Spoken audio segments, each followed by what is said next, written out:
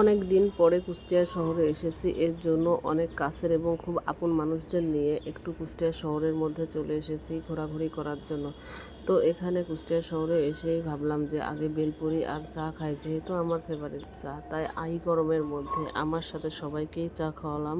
So hello everyone, আসসালামু আলাইকুম। কেমন আছেন সবাই? আশা করি সবাই অনেক ভালো আছেন, আমিও অনেক ভালো আছি। আজ আমরা বিকালবেলায় সবাই মিলে ঠিক করলাম যে একটু ঘুরতে যাই। এর জন্য আমার হাজব্যান্ডকে বলতেই আমার হাজব্যান্ড সবাইকে নিয়ে ঘুরতে চলে গেল।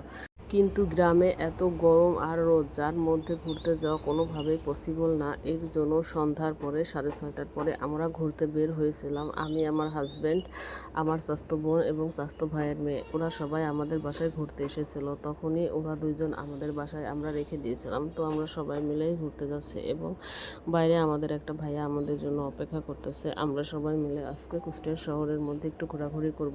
যেহেতু আমি আমার চাচাতো বোনকে জিজ্ঞেস করেছিলাম যে তুই কোথায় ঘুরতে যাবি, ও তো কখনো ডিসি কোর্টে যায় নাই, তাই বললো চল কাছেই ডিসি কোর্ট থেকে ঘুরে আসি।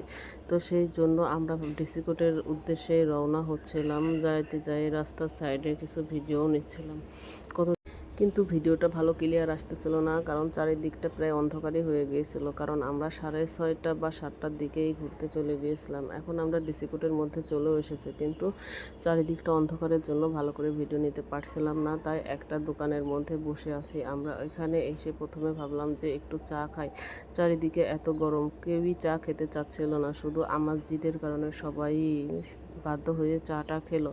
তো চা খাওয়ার পরে কি করব ভাবতেছিলাম আমরা সবাই যে আর কোথায় যাওয়া যায়, এত গরম চারিপাশে।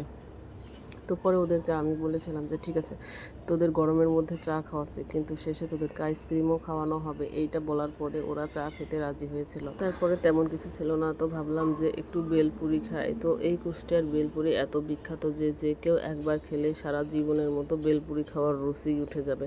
প্রথমে আমরা তো বুঝতেই পারি নাই যে হয়তোবা ভালো হবে, এটাই ভেবেছিলাম, কিন্তু পরে খাইতে যেয়ে দেখি এত বিশ্রী বেলপুরি আমি জীবনে কোনো দিন খাই নাই, এবং আমার চাচাতো বোন বা বোনের মেয়ে কেউই কখনো এই বিশ্রী বেলপুরি খায় নাই। সো আমরা একটা করে খেয়ে বাকিটা ফেলেই দিয়েছিলাম।